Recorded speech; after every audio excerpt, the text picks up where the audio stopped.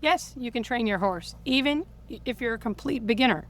But here's what nobody tells you. You're already training him. Every time you feed him, lead him, or just stand at the gate, good or bad, you're training him. Okay? Let me explain. Most beginners think that training only happens in the arena with the saddle on. Nope. It happens when you're leading him to the pasture and he drags you to the grass. So, are you training good habits or bad ones? Hi there, I'm Taurie Banks. I'm a USEA Certified Instructor, Level 3, and for 50 years, I've taught all different breeds and all different riders how to work with horses. So in a few minutes, we're going to talk about what it really means to be training your horse as a beginner. I'll give you 4 rules. I tell every single new student the biggest mistake I see that creates bratty horses and a simple way to start today to prevent that. Okay? Now, the important thing about this, whenever you are around your horse and working with them, you are training them, good or bad. So if you walk out to catch your horse and he walks away and you say, oh, never mind, and you leave, you've just trained your horse that walking away works, that he doesn't need to be caught. So next time you go to get him, it's going to be a lot harder. We want to make sure we're being intentional.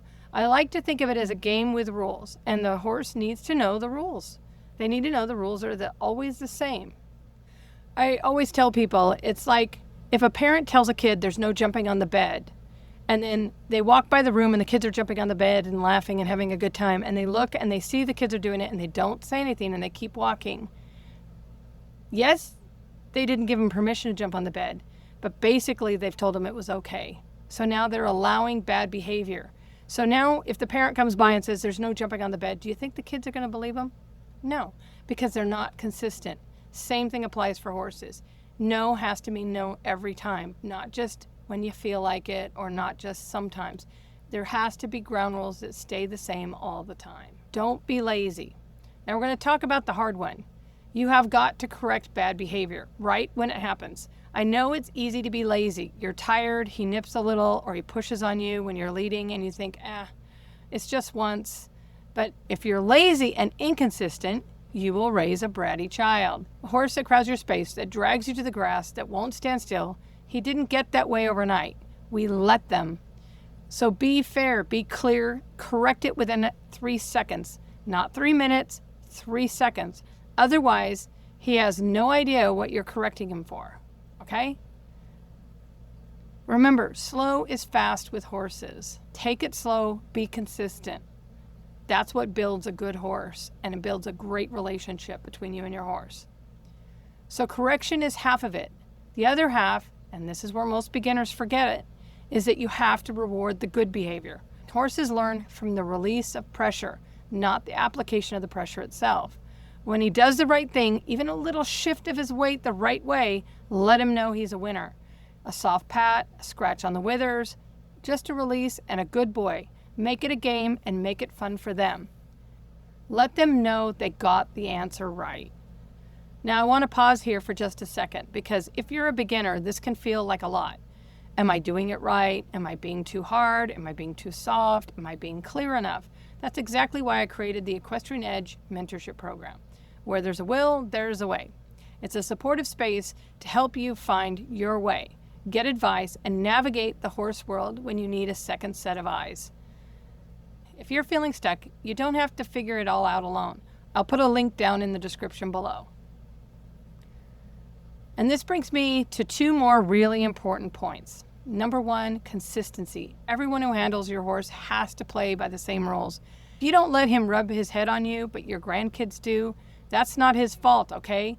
Now you're being inconsistent and he's going to learn there's no rules. Number 2, seek help when you need it. In 50 years, I've always asked for help.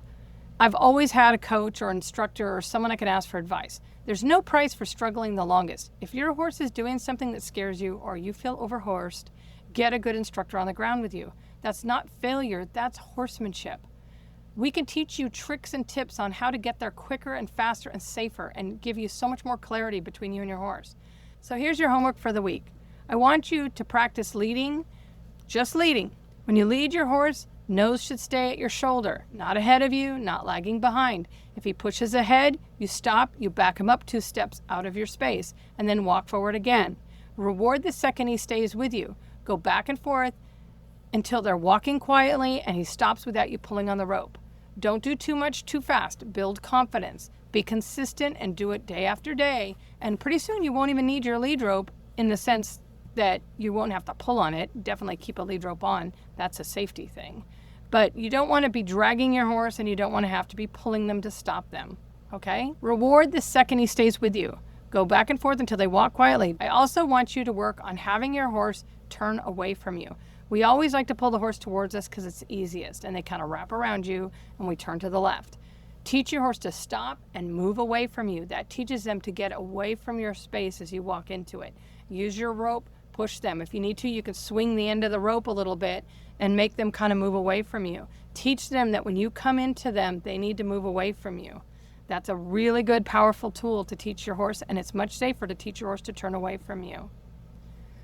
So remember, you're always training good or bad. Correct the bad right away. Don't be lazy. Reward the good right away. Let him be a winner. Be consistent and seek help when you need it. Horses are so forgiving if you're patient and consistent. Okay, get out there and do your homework. Practice and have fun with your horse. And let me know how it goes. Talk to you soon.